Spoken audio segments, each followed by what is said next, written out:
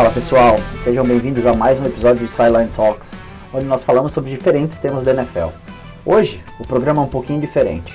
Ao invés de falarmos necessariamente dos jogos do final de semana, a gente vai falar sobre um tema que tem levantado muito debate. O que é que está acontecendo com os ataques da NFL? Bom, a gente discute um pouquinho a evolução do jogo nos últimos 15 anos, os problemas e soluções que foram trazidos durante esse período e, como não poderia deixar de ser, a gente analisa alguns nomes e performances atuais. Enjoy! Ok, então, vamos começar aqui depois dessa semana 3, com algumas grandes surpresas aí. O Panthers vencendo o Raiders, acho que foi a maior zebra, né, matando aí vários survivors da galera. O Commanders, surpreendentemente, vencendo também talvez o Bengals. Surpreendentemente, acho que talvez para quem não tenha assistido o time do Bengals, que infelizmente está bastante inconsistente, o Joe Burrow jogou bem, foi bem no jogo ontem, mas no geral o time em si tem sido uma incógnita, tá 0-3, possivelmente fora de playoffs, já pensando na estrutura do próximo ano. Mas, como é o de praxe dessa nossa conversa, João Maurício, meu querido, como é que você está? Nós viemos aqui para falar de NFL e não necessariamente de jogo só, então dê aí o seu bom dia, boa tarde, boa noite. Bom dia, Mafra. Prazer estar aqui de novo com você. E eu tô bem, cara. Tô indo. Tô com gêmeos de 2 anos doentes, então o fim de semana foi uma loucura. Acontece, Mas tirando acontece. isso, tá tudo bem. Não, que bom, espero que eles estejam bem, logicamente, que seja só aquela doença de criança, né, que passa rápido. Para nós, às vezes, dói mais a doença deles do que para eles mesmos, né? Sim. A gente fica mais agoniado do que eles necessariamente. Com certeza. Cara, eu queria que a gente abordasse hoje, eu queria fazer um pouquinho diferente do que a gente fez nos outros episódios, em que a gente passa pelos jogos e a gente fala mais sobre um jogador ou outro, sobre uma apresentação que a gente achou interessante. E acho que abordar um tema que muitos têm percebido, e acho que a gente até falou um pouquinho no começo do segundo ou terceiro episódio, quando a gente estava falando da primeira semana, né, da primeira percepção que a gente teve sobre essa temporada, é, que é o atual estado da NFL, o que a gente tem percebido e que você comentou também nos programas anteriores, sobre a forma como as defesas estão se tornando mais protagonistas, né? Eu gostei muito do tema quando você levantou isso e quando você levantou seus pontos, e eu fui estudar um pouquinho também sobre essa possível alteração, se realmente era uma alteração, se não era, se é só uma percepção nossa como é que chama, de primeira semana de desespero do fantasy, ou das nossas decepções que a gente foi encontrando com jogadores que a gente queria que produzissem mais, né? E eu vou fazer só um parênteses rapidinho aqui com o Mark Andrews, que eu estou completamente decepcionado e puto com ele, porque eu tenho ele em algumas ligas e achava que ele fosse ser um diferencial e até agora ele não fez absolutamente nada. O próprio Travis Kelce também, que a gente acha que tinha um potencial muito grande. Mas enfim, eu queria falar um pouquinho mais sobre esse contexto, assim, né? A gente falar um pouco mais dessa história. É, e principalmente, acho que talvez debater o que isso pode significar, né, para a NFL nesse futuro, nesses próximos anos. E, enfim, ver sua percepção também mais como técnico, mais como um cara que conhece os meandros, as alternativas táticas, para saber se esses pontos de questionamento que eu tenho também fazem sentido ou não. Então, assim, acho que para começar, minha pergunta é: você havia mostrado um ponto de vista sobre a questão das defesas estarem sendo mais protagonistas atualmente. Você continua com essa percepção? Você acha que o que a NFL mostrou nessas primeiras 3 semanas é realmente essa tendência de um potencial defensivo maior do que o potencial ofensivo? Ou há outros elementos aí nesse meio? Eu acho que há outros elementos. Acho sim que as defesas estão melhores. Uhum. Eu acho que elas têm aprendido a lidar com essa explosão de ataques que a gente viu na última década, de passe principalmente. Elas se adaptaram, como elas normalmente fazem. E eu acho que o outro fator importante é que os ataques têm se adaptado a essa adaptação, migrando para o jogo corrido. Ok. Eu acho que esses são os dois grandes responsáveis por essa queda de produção de pontos Uhum. ofensivos na NFL esse ano. Com certeza, tem vários outros fatores também. O que eu citei também, acho que no nosso segundo episódio, da mudança das características dos jogadores, principalmente defensivos, e justamente para se adaptar a essa explosão de passe, começaram a se tornar mais leves e mais rápidos, propiciando muito a, a vantagem dos ataques na corrida Uhum. e a desvantagem no passe. E acho que, no geral, eu acho que as defesas tiveram que se tornar muito focadas em parar o passe, muito agressivas e muito criativas, para combater as facilidades que o ataque tem tido, né? Principalmente com as mudanças de regra, de pass interference, de illegal hands. Se tornou muito fácil atacar. Então, Uhum. as defesas dão um salto tático muito grande. E eu acho que, como os ataques hoje em dia, isso a gente já conversou também, são muito menos complexos do que eram antes, no sentido de que não tem mais nenhum quarterback capaz de fazer aquelas leituras de campo inteiro complexas, baseadas em cobertura, não só em progressão de leitura. Os ataques se tornaram mais simples. Então, os ataques ficaram mais simples, as defesas mais complexas. Então, eu acho que esse é um fator que tem virado o jogo em favor das defesas. Cara, acho que são pontos muito bacanas. Você trouxe um ponto que eu não havia considerado tão no detalhe, que é a questão da mudança das regras, né? A gente tinha, acho que até 2014, 2015, uma agressão, digamos assim, agressão controlada, logicamente, mas uma agressão maior aos quarterbacks, e uma regra foi mudada exatamente para proteger mais os quarterbacks, né, para que eles não tomassem tantas porradas como eles tomavam anteriormente. E isso foi uma coisa que claramente impactou muito o processo de jogo da NFL e tornou o jogo ainda mais aéreo, né? E aí, falando um pouquinho dessa questão que como eu falei que eu estudei um pouquinho, a NFL sempre foi um produto de idas e vindas, né? Sempre, como você falou, reação, ação e reação. Então, o ataque faz uma coisa, a defesa faz outra. O ataque faz uma coisa, a defesa faz outra. Ou o contrário. E a gente teve, e acho que a grande parte das pessoas que nos ouvem ou que participam dos nossos grupos e conversam conosco, a gente participou de uma época quase que de ouro dos passes, né? Que a gente tinha passadores absurdamente grandes como Big Ben, Drew Brees, Peyton Manning, Aaron Rodgers, Tom Brady, Philip Rivers, Tony Romo. A gente teve uma temporada em 2011 absurda em que a gente tem 3 passadores passando de 5 mil jardas e nenhum deles leva o MVP. Quem leva o MVP é o Aaron Rodgers também, com uma temporada absurda em termos de efetividade. É, é, e aí a gente tem logo depois a introdução da Legion of Boom, né, que foi o Seahawks com um novo modelo defensivo, que era o single high, né, Uhum. que era basicamente, para quem, só dando um contexto, single high é quando você tem um safety no fundo do campo, né, na defesa do fundo do campo, e isso permite que essa segunda pessoa da secundária possa ser um cornerback, possa ser eventualmente um linebacker também para fazer pressão na linha. E essa questão trazia flexibilidade na defesa para ela criar matchups favoráveis contra um ataque aéreo. E a Legion of Boom acho que foi muito interessante porque ela trouxe a necessidade do ataque voltar a ser criativo, que acho que é uma coisa que quem traz é o Sean McVay quando ele vai para o Rams e o Kyle Shanahan quando ele vai para o 49ers, em que Uhum. eles, eu não vou dizer que eles criam, porque novamente acho que as coisas são recicladas, né? Como a gente falou do Malik Willis com o Packers na segunda semana, naquele jogo corrido que você até mesmo falou, que eu falei que era o jogo pirueta, e você, né, contou a história da década de 20, como era o jogo corrido.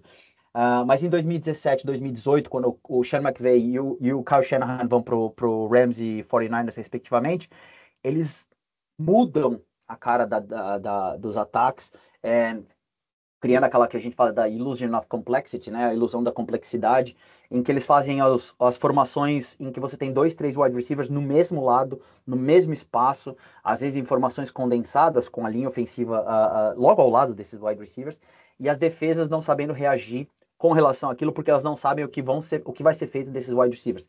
Quem vai correr uma rota longa, quem vai correr uma rota intermediária, quem vai abrir somente, né, para fazer para pegar um passe curto. E eles têm, logicamente, essa explosão absurda. Eu acho que todo mundo lembra do time do Rams com o Todd Gurley, né? Que era um absurdo ofensivamente, era muito forte.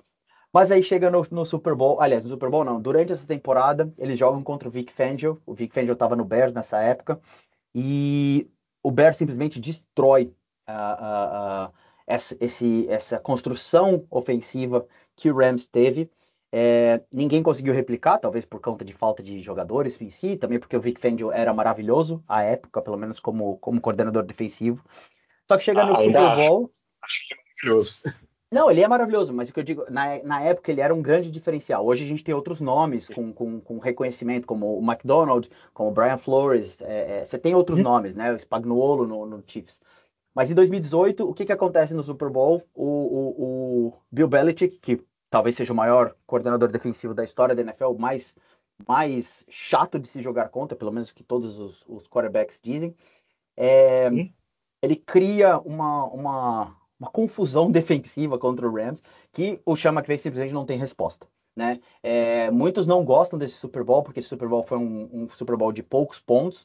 Eu acho um dos melhores Super Bowls que eu assisti, porque foi uma aula defensiva, principalmente para mim, que entendo muito Maravilhoso. pouco, tenho pouco conhecimento, mas foi uma aula do Bill Belichick de você não precisa ser esse ataque absurdo, porque eu sei me defender contra você. E ele pega muitos desses elementos, que é o que basicamente a NFL foi se tornando aos poucos, que é mover desse single high, como eu falei, para o é, é, é, dual high, double high, né?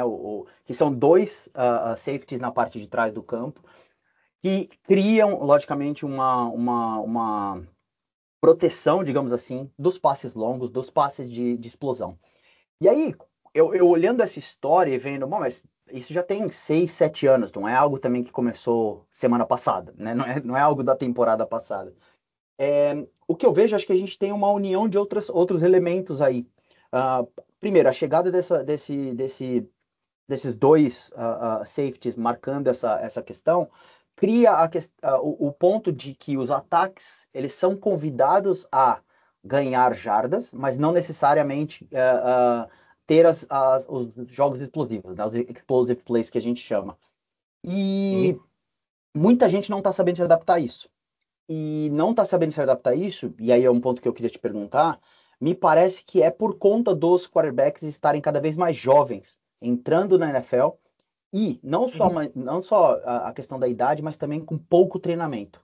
Raros são os casos em que você tem um jogador ficando 2, 3 anos, ou até mesmo uma temporada é, é, sentado, aprendendo, entendendo a velocidade da NFL, entendendo como os conceitos da NFL funcionam. E essa sensação de imediatismo, essa necessidade de colocar esses caras ali, queimam eles muito rápido. E a gente Uhum. percebe isso com Geno Smith, que entrou na NFL, foi crucificado. Logicamente, ele teve a questão do soco que ele tomou na boca e depois ele acabou não tendo mais chance de titularidade. Mas hoje ele é um cara competente. A gente teve Jared Goff chegando no Rams também, foi colocado direto como titular, completamente cru, teve que passar um tempo. Hoje é um quarterback competente. Nada espetacular, mas competente. O próprio Sam Darnold, que a gente adora, que a gente confia bastante nele, né? Ele teve também essa questão de passar quase para esse redemption arc, em que ele foi muito mal no time do Jets, que era horrível, não teve chance de se desenvolver, e agora tem 26 anos, 26 ou 27 anos, se eu não me engano, é, é, e agora ele está se tornando um quarterback, digamos, completo. O próprio Baker Mayfield também, que a gente gosta, teve um início muito bom, um início não, teve uma temporada muito boa no Browns, mas foi muito mal no Panthers, e agora está sendo bom novamente no Bucks. Então, a minha pergunta, a minha questão para você é, novamente com esse conhecimento mais técnico que você tem, essa questão dos jogadores serem mais jovens, e talvez, como você falou, os playbooks serem mais simples hoje. Você acha que isso também influencia muito no que a gente tem visto de menos poder ofensivo, ou é somente uma questão das defesas estarem mais inteligentes ou mudarem o perfil até mesmo dos jogadores? Eu acho que as duas coisas estão casadas. Os quarterbacks, eu acho que eles não são só mais jovens, eles são menos preparados. Então, antigamente, a gente tinha os quarterbacks que faziam o que eles chamavam de full field reads, Uhum, que era a leitura de campo inteiro. Hoje em dia, como que funciona a leitura para quase todos os quarterbacks? Eles vão olhar o primeiro alvo, se não está aberto, eles olham o segundo, se não está aberto, eles olham o terceiro. Claro, tem outros detalhes, tipo, antes da jogada, eles vão ver se eles têm alguém aberto, se eles têm se tem blitz, se eles vão ter um hot read, tem vários detalhes assim. uhum, Mas é uma leitura muito simples. Na full field read, você lê de acordo com a cobertura defensiva. Se a defesa está te mostrando um cover 2, você vai para tal lugar. Se está te mostrando um cover 3, você vai para tal lugar. Se está mostrando quarters, você vai para tal lugar. Só que com a complexidade das defesas atuais, os quarterbacks não conseguem mais fazer isso. Talvez por falta de treinamento. Eles costumam vir de sistemas muito simples no college, principalmente com a explosão de sucesso da Air Raid no college. Uhum. Então, eles não conseguem fazer essas leituras mais complexas, eles não conseguem identificar exatamente o que a defesa está fazendo antes do snap. Então, isso limita o arsenal dos quarterbacks e facilita a vida das defesas. Eu acho que esse é um ponto muito importante, né, nessa mudança nesse equilíbrio de poder entre ataque e defesa atual. Eu acho que tem também um pouco aí a questão, lógico, dessa jovialidade, digamos assim, dos quarterbacks que entram na NFL. E também, no meu ver, a linha ofensiva acaba também influenciando demais. A gente veio várias discussões acontecendo sobre as linhas ofensivas terem piorado em termos de qualidade nos últimos 4, 5 anos. E eu acho que a gente tem um exemplo muito claro hoje, que é o Caleb Williams no Bears. Até teve um bom jogo esse final de semana, no sentido de ter números, né? Teve 2 touchdowns, teve 2 interceptações, mas teve 2 touchdowns. E você o vê fazendo as chamadas. Ele faz chamadas de proteção, ele faz identificação da estrutura defensiva, né? Então, quem que é o Mike, quem que é o rusher, quem que é o cara que vai fazer a cobertura dos wide receivers, mas ele tem zero proteção, zero tranquilidade de executar aquilo que ele está vendo. Né? Ao passo que sim, existem muitos quarterbacks que chegam na NFL sem esse entendimento, né, sem essa percepção daquilo que está acontecendo ao redor. A gente pode apontar o próprio Anthony Richardson, acho que ele tem essa deficiência muito clara atualmente. Os passes dele, que são fenomenais, me parecem hoje muito mais sorte do que competência, porque ele tem um passe maravilhoso num lance, como aconteceu agora nesse final de semana, e o passe seguinte é uma interceptação, porque ele simplesmente não conseguiu ler o que aconteceu na frente dele, né? E talvez até mais atrás um pouco, um outro exemplo disso é um quarterback que é renomado, mas eu acho que é um quarterback limitado, é o próprio Jalen Hurts, né? Que também tem uma dificuldade muito grande de leitura, na minha opinião, mas ele era salvo nessa questão de proteção, nessa questão de identificação da defesa e até mesmo para onde ir com a bola, porque ele tinha, à época, o Jason Kelce, que era um cara extremamente inteligente, extremamente competente para fazer essa parte, que é um trabalho que eu acho que é do quarterback, né? E não consegue. Ao passo que vários dos quarterbacks rookies que entram do ano passado para esse ano, eles não têm nem tempo de desenvolver isso, né? Eles não têm tempo de criar essa inteligência, digamos assim. A pressão é muito grande, né, pelo sucesso. E talvez isso se deva ao que você disse, né, a era que a gente viveu dos grandes quarterbacks. Então, talvez as expectativas tenham ficado muito altas para os jogadores que chegam, principalmente os que chegam como escolhas de primeiro round, de começo de primeiro round, né? E acaba criando essas surpresas que a gente vê, né? O Baker Mayfield voltando e se tornando um quarterback competente, o próprio Derek Carr também, que teve seus, né, up and downs e agora está tendo um início de temporada muito bom, mostrando todas as suas qualidades. O Jared Goff, como eu mencionei, o Sam Darnold, enfim. Eu fico sentindo que parece que a gente vai ter uma leva de quarterbacks que vão ser queimados. Eles vão para outro time e eles vão meio que renascer. O próprio Justin Fields, que eu sei que você tem diversas ressalvas, e eu entendo claramente as ressalvas sobre essa maturidade dele, mas também está demonstrando ter evoluído, sabe? Por mais que ele esteja jogando num jogo cheio de rédeas, né, dentro do time dos Steelers, mas é um cara que evoluiu. Claramente você vê o jogo dele esse ano, é um jogo completamente diferente do que ele tinha no Bears. É um cara muito mais tranquilo.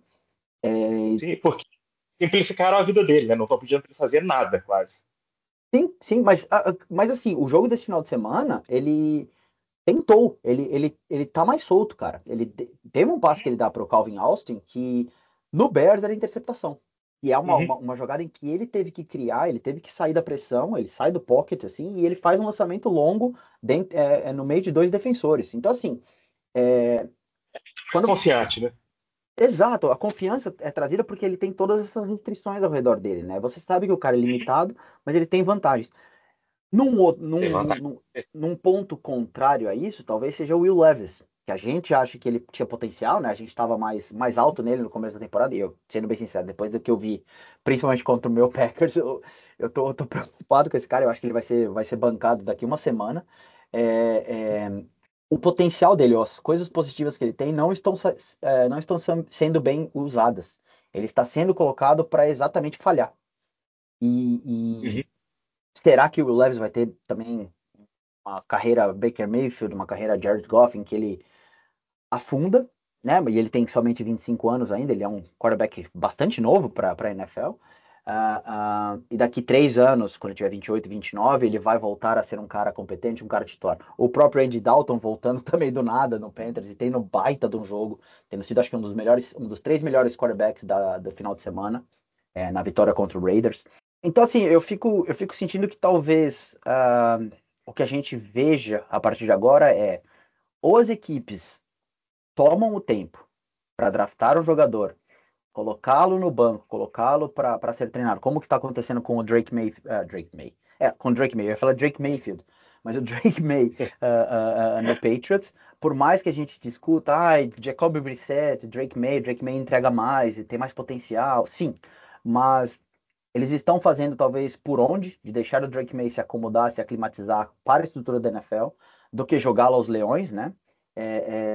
E os times ou vão fazer isso, ou eles vão ter que buscar esses quarterbacks veteranos que não deram certo em outros times, mas pode ser que funcionem por conta de uma questão de maturidade, de idade, de toda uma mudança mental. Eu, em geral, sou contra essa estratégia de draftar o quarterback e deixar ele no banco. Ok. Eu acho que você acaba atrasando o desenvolvimento dele porque ele não vê repetições. E não só as de jogo, ele não vê repetições no treino, porque o quarterback reserva quase não faz nada no treino, porque o time tem que se preparar para o jogo. Uhum. Então as repetições vão quase todas para o quarterback titular. Claro. Os Patriots, inclusive, estavam mudando isso um pouco, estavam dando tipo 20% das repetições para o Drake May, mas ainda é muito pouco. Uhum. Eu realmente não vejo muitos benefícios em fazer isso. Agora, no caso do Drake May, eu estou começando a me tornar favorável a que isso aconteça, porque o time todo é muito ruim. A linha ofensiva é muito ruim, os recebedores são péssimos, talvez até piores do que a linha ofensiva. Você não fala assim do meu E Jalen Polk, hein? E o coordenador ofensivo é pior do que todos eles. Uhum. O ataque dos Patriots é muito, muito mal treinado. Então, no caso do Drake May, eu estou quase defendendo que ele fique no banco, só para não. Porque eu acho que jogar pode acabar até atrasando o desenvolvimento dele, de tão ruim que é o entorno. Então, mas os exemplos que a gente tem de pessoas que ficaram no banco 1 ou 2 temporadas, ou no caso do Jordan Love, 3 temporadas, são bastante positivos, né, cara? A gente tem o próprio Mahomes, que chega e explode quando entra, porque ele ficou ali, né, atrás do Alex Smith por um tempo. O próprio Jordan Love também, o ano passado, quando se tornou titular. A expectativa, por mais que haja uma lesão nessa história, mas a expectativa de DJ McCarthy era de que ele ficasse um ano no banco também, com o Sam Darnold como titular, para que ele pudesse se aclimatar ao estilo de jogo do Vikings. O Drake May, que me parece que esse é o plano claro também. E no Falcons, com o Kirk Cousins e o Michael Penix Jr., né? De deixá-los ali. Me parece que a NFL entende que esse é o melhor caminho. A NFL. Alguns times entendem que esse é o melhor caminho para os jogadores. Assim, eu consigo pensar em 2 casos de sucesso, em 3 casos de sucesso dessa estratégia, que é o Mahomes, o Rodgers e o Love. Uhum. Eu tenho uma ressalva muito grande em colocar o Mahomes e o Rodgers nessa lista. Ok. Porque ambos já estavam prontos para jogar quando chegaram e não jogaram porque estavam num time que tinha um quarterback bom jogando. No caso do Packers, tinha um Hall of Famer jogando. Sim. E no caso dos Chiefs, tinha o Alex Smith jogando muito bem também. Mas o Mahomes, a partir do momento em que ele entra em campo, ele já é um jogador pronto. E ele ficou menos de uma temporada, se não me engano, no banco. Eu acho que ele joga na primeira temporada dele, quando o Alex Smith se lesiona. Mas ele é um cara que eu até falei muito disso na época, tenho os tweets para provar. Uhum. E Assim, no dia da estreia do Mahomes, eu não falei, ó, o Mahomes hoje já é um dos melhores quarterbacks da NFL, antes dele pisar em campo. Porque ele já chegou pronto. Essa história de que ele precisava sentar para aprender, isso é mentira. O Mahomes já chegou pronto. É, e a mesma coisa com o Rodgers. Eu acho que um caso que pode ser citado como sucesso é o do Jordan Love. Uhum. Mas cada vez mais eu acho que o sucesso do Jordan Love se deve ao play calling do Matt LaFleur. Ainda mais depois de ver o que o Malik Willis está fazendo. Hall E of o Famer Malik Malik Willis, Willis. Sim. pois é, cara. Tá impressionante, porque ele era o pior quarterback, o mais cru que eu vi chegar na NFL.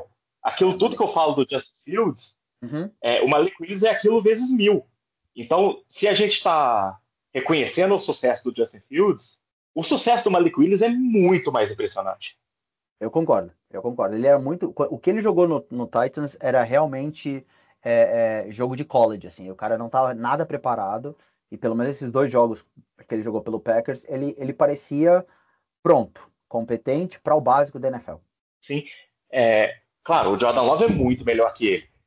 Mas o que eu quero dizer é que se você pega o Jordan Love saindo do college e deixa ele 3 anos aprendendo no banco, e a hora que ele vai entrar para jogar, o coordenador ofensivo dele é o Alex Van Pelt, ele dá errado, cara. Hum. Não foi os 3 anos que fizeram ele ficar bom. Foi o Matt LaFleur. Então, mas nesse ponto, a gente tem hoje, historicamente, a média mais baixa de idade dos quarterbacks, né? Uhum. Se eu não me engano, acho que é 25,7 anos de média, tá? Sendo que o quarterback mais velho da liga é o Rodgers com 40. 41? 40, 41. É uma coisa assim. Que E. puxa bem pra cima. Exato, você tira ele, a média de idade vai para 15 anos. Assim. Mas cara, é uma média de idade muito baixa e me parece que eles estão cada vez menos preparados para a velocidade da NFL, não é nem necessariamente a tática. E isso torna muito mais fácil o jogo para as defesas, porque as defesas têm jogadores com perfis diferentes, normalmente jogadores com mais idade, ou mais maturidade, não é nem mais idade no sentido de serem velhos. Só que isso queima muito também, cara, a progressão dos jogadores, sabe? Ah, Bryce Young, Anthony Richardson, Stroud, eu acho que é um outlier dessa estrutura toda. Os próprios quarterbacks desse ano também que estão sofrendo, o Caleb, que todo mundo esperava que ele fosse ter um início de temporada muito bem, ou que ele fosse bem no Bears. Alguns até levantavam a possibilidade do Bears ser postulante aos playoffs. Uhum. E nada disso está acontecendo, né, cara? Você vê como é que chama? Uma dificuldade muito grande desses caras de progredir. O próprio Jayden Daniels, que foi bem ontem contra o Bengals, eu pelo menos, no que eu consegui ver do jogo, eu acho que ele estava fazendo as leituras corretas, e ele usa muito corpo, né, para se salvar de erros, assim. Mas é um cara que, poxa, ele é super jovem, ele tá começando. Só o Bo Nix, que já tem, sei lá, 56 anos, né, jogou no college por 85 temporadas. Mas o Jaden não é novo assim também, não. Ele já deve ter uns 24 ou 25. Então, mas esse é o ponto. Exatamente. Novo no sentido, eu digo de A NFL gente como um chega. todo. Outro que a gente está Sim, sim. acostumado, exato. Ele já é velho para a média das pessoas que chegam com 21, 22, ele tem 24. É, e ele claramente está demonstrando que pelo menos ele tem uma inteligência, uma maturidade maior para resolver os problemas que os outros ainda não têm. E esses outros estão sendo jogados e forçados a fazer coisas que talvez eles nem consigam ainda. Ou, O aliás, Caleb Williams, conseguem, nessa mas. semana, ele teve que jogar com o wristband, né, cara?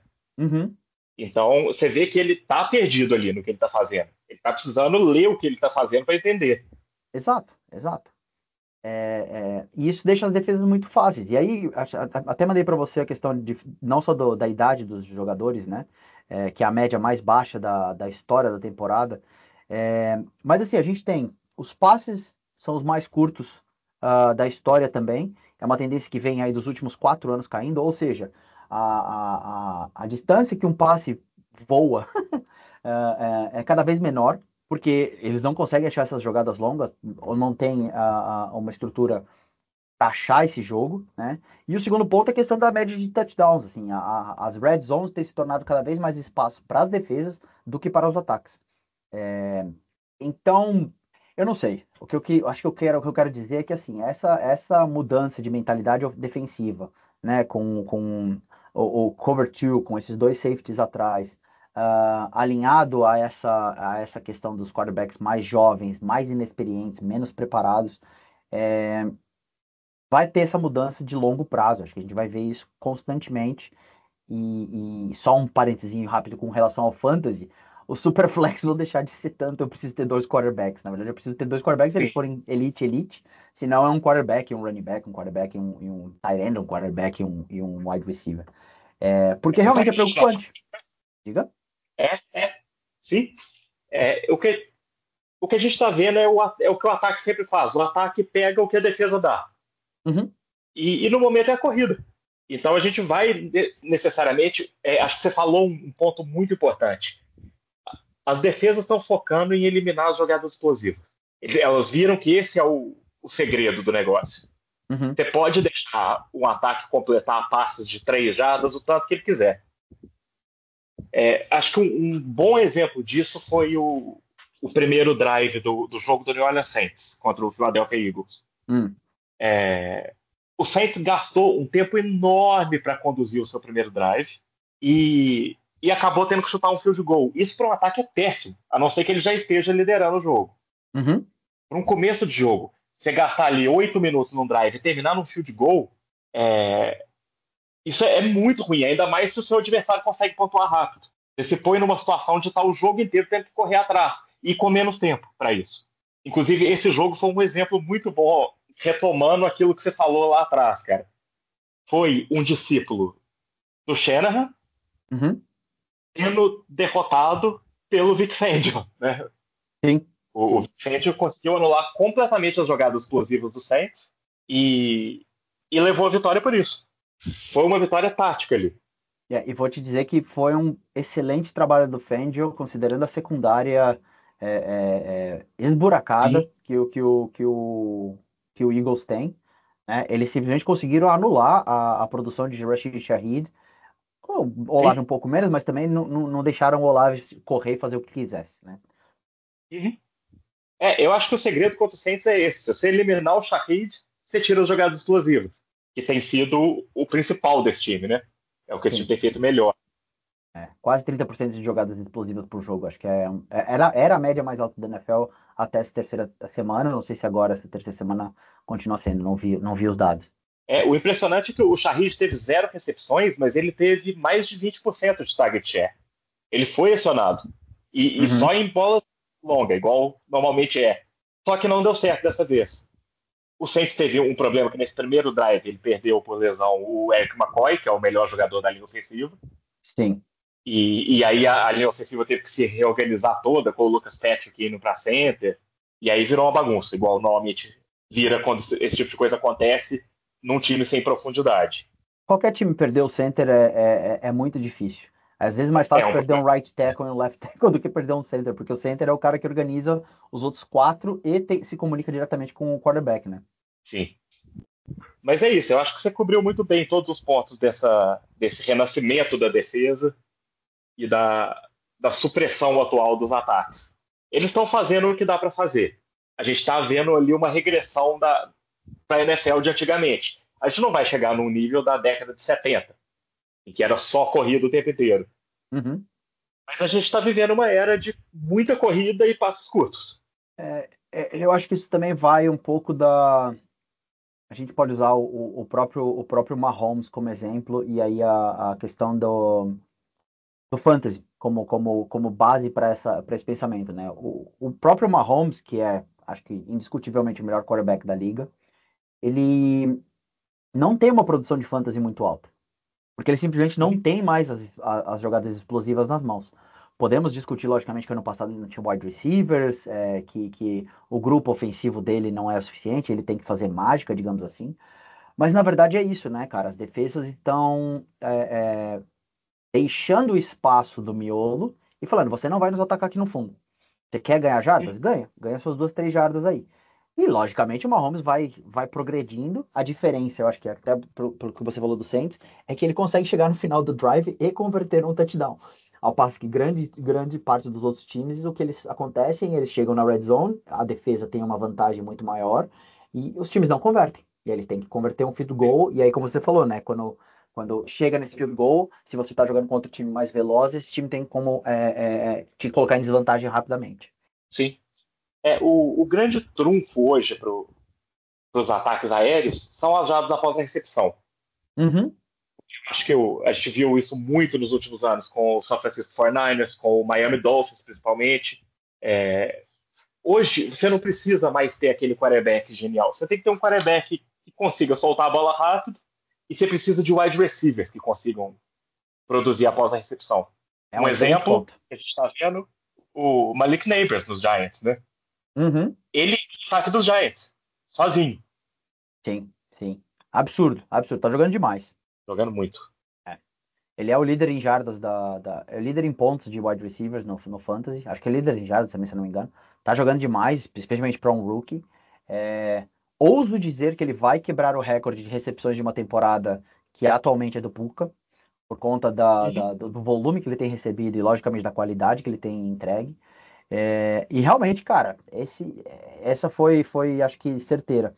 Os yard after catches, né, o YAC, os jardas após a recepção, é, é o grande diferencial da liga atualmente. Né? O próprio Packers, com ou sem o Jordan Love, o Jaden Reed fazendo os sweeps, os jet motions ali, assim, pegando o passe e correndo e tendo as jardas depois que ele recebe a bola.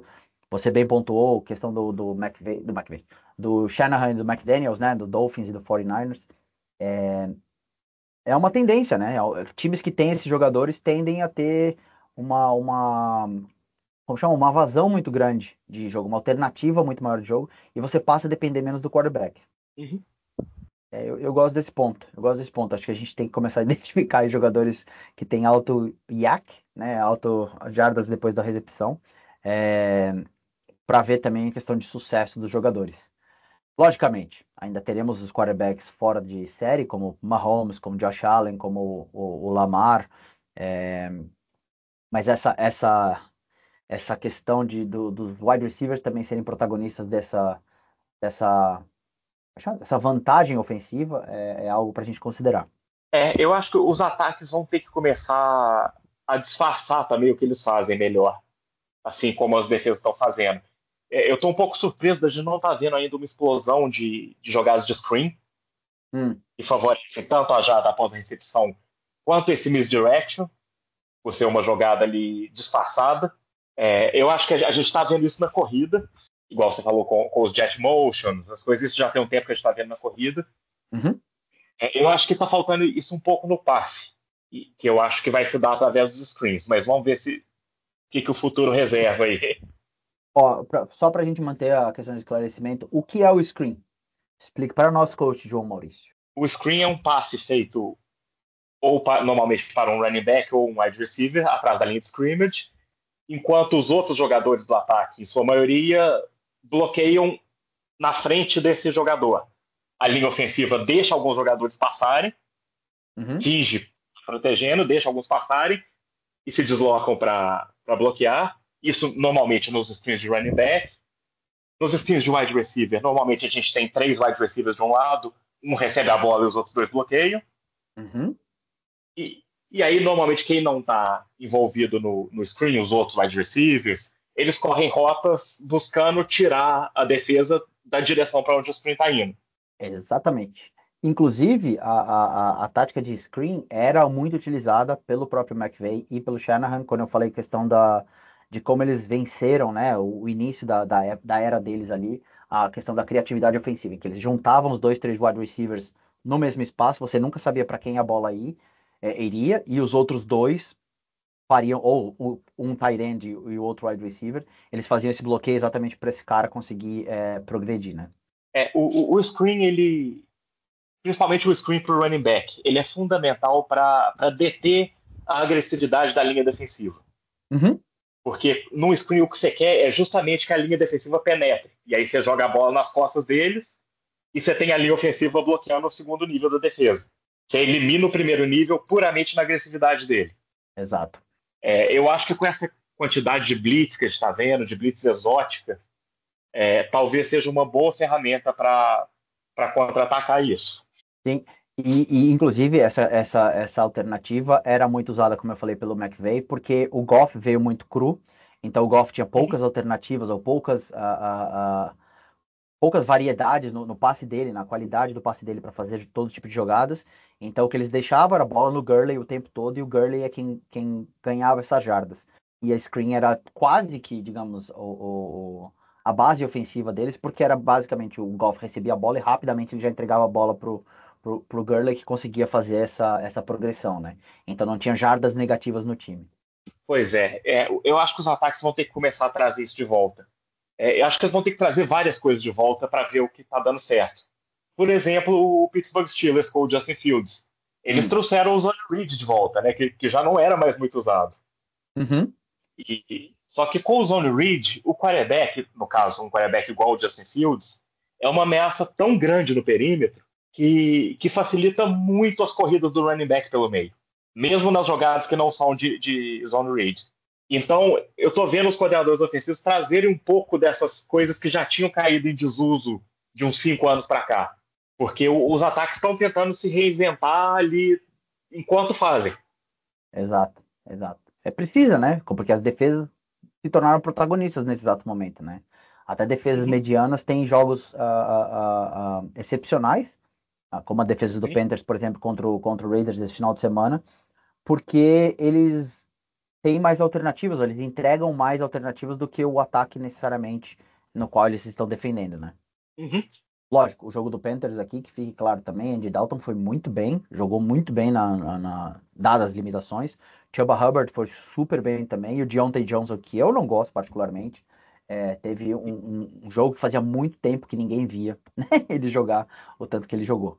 Mas sem dúvida alguma, as defesas têm mais respostas do que os ataques nesse exato momento. sim. E antes que alguém dê crédito ao Canales pelo jogo do Andy Dalton, o Andy Dalton também teve bons jogos pelo Saints. Eu não vou tirar o mérito do Canales, primeiro, por ter feito a troca, por ter identificado essas necessidades, logicamente a moral do time, porque você viu o time como um todo com uma energia diferente. Mas a gente não pode esquecer que Andy Dalton é um quarterback competente, ele não é flashy, ele não é, né, top 10, mas ele foi bem no Bengals, quando foi o quarterback do Bengals por um bom tempo. E Sim. também teve seus momentos ali no Saints, como você mesmo pontuou, né? Não é um cara sem conhecimento algum da NFL, né? E que, inclusive, essa semana vai ter o Revenge Game dele também, né? Lei do ex tem funcionado, né? Malik Willis que o diga. Tem funcionado.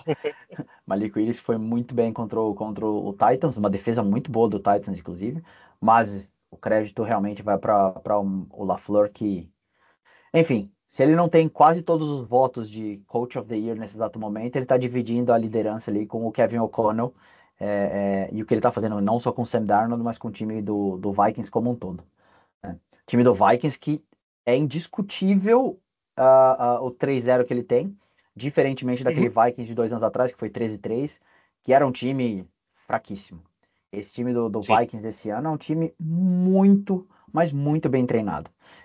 Tem bons sim. nomes, tem nomes tanto no ataque quanto na defesa que eu acho que são ah, reconhecíveis e merecem reconhecimento, mas é um time, cara. Eu assisti o jogo depois de assistir o jogo do Packers, eu reassisti esse jogo porque eu fiquei curioso, né? Pelos 4 touchdowns do, do Darnold. Um para o Justin Jefferson, um para o Jalen Nailor, que é inclusive um jogador muito, muito interessante. Acho ele talvez melhor do que o Jordan Edson. Um touchdown para o Aaron Jones, que é o meu running back preferido, infelizmente no rival. E um touchdown para o Munt, que é o tight end. Os Diferente. quatro passes, os 4 passes foram passes conscientes. E esse touchdown pro Munt foi no meio de duas coverages, cara. Ele jogou uma bola perfeita, né, na linha do touchdown. O Darnold tá jogando bem, mas agora o Tá time jogando do muito. Vikings, o time do Vikings está muito bem treinado. O jogo do Uhum. final de semana agora, que é Packers e Vikings, eu tô muito empolgado para ver. Eu acho que o Packers vai perder o jogo por conta de como o time já está estruturado do Vikings e principalmente com o retorno possível do Jordan Love, que ainda acho que vai tá no começo de temporada, né? Teve o primeiro jogo contra o Eagles, mas jogou os últimos dois, então vai estar um pouco mais lento, imagino eu. Sim, Mas com porra, certeza. que Que jogaço que vai ser, cara. Matt LaFleur, do jeito que ele tá levando esse time, o que ele fez esses últimos 2 jogos, e Kevin O'Connell e Brian Flores na defesa, nossa, isso Vai vai ser ser lindo. muito interessante. Porque eles destruíram o Texans. Eles simplesmente não deixaram o Stroud jogar, o Stroud progredir, o Stroud pensar. E não foi, sabe, foi contra o Stroud isso aconteceu. Não, semana passada eles jogaram muito bem contra o 49ers. 49ers que perdeu agora contra o Rams e, novamente, McVay é outro cara que eu tenho em altíssima conta, é um cara foda, né? Mas é o 49ers. 49ers que é postulante ao Super Bowl. É um dos 3 times da NFC que você fala, esse briga para ir para o Super Bowl e vencer o Super Bowl, inclusive. Uhum.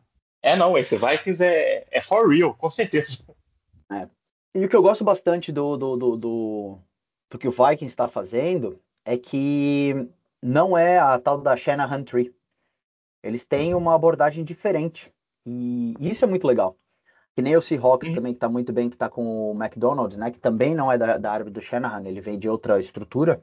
É Uhum. muito legal ver essas ideias novas, porque a gente está meio que saturado, né? Todo mundo agora vai atrás dos discípulos de Shanahan, né? Os discípulos de McVay. Ah, ah, os novos Zach Robinson, Clint Kubiak e tudo mais, assim, né? Que para esse ano, o Callahan no Titans, enfim. E aí você tem o Kevin O'Connell fazendo um puta de um trabalho, sem ter essa mesma mentalidade ofensiva, né? O próprio Brian Flores defensivamente também é meio que único. E o McDonald no Seahawks fazendo um puta de um trabalho também. Seahawks também que tá 3-0 e é um time muito, muito forte. É um time que eu gostei muito de ver. DK Metcalf tá, nossa, tá voando, cara. Voando. Nunca fui Tá. muito fã dele, mas o que ele tá fazendo essa temporada. Inclusive, menção aqui, obrigado, Rui, por não ter aceitado a minha trade, em que eu ia mandar o Metcalf e ia pegar o Drake London. Logicamente, tinham outros jogadores envolvidos, mas que bom que ele não aceitou a minha trade. Eu continuei com o DK Metcalf, porque ele tá jogando demais. E JSN também subindo cada vez mais ofensivamente. Sim. Márcio, eu vou precisar sair, cara. Não há problema, a gente acho que conseguiu cobrir aqui um pouquinho, acho que o principal tema desse dia, que era falar sobre a mudança dos quarterbacks, né? É, ficamos aqui nessa nossa versão pocket, digamos assim, um pouquinho menor dessa vez. E na semana que vem a gente traz aí novos temas. Vamos ver a quarta semana da NFL, que acho que vai ser muito boa, cheio de jogos interessantes. João, um grandíssimo abraço, meu cara. Vá lá cuidar das suas crias, tá bem? Nos falamos depois. Pô, cara, foi muito bom gravar com E, você de novo. sem dúvida, espero que todos gostem também. Até, meu Um cara. abraço.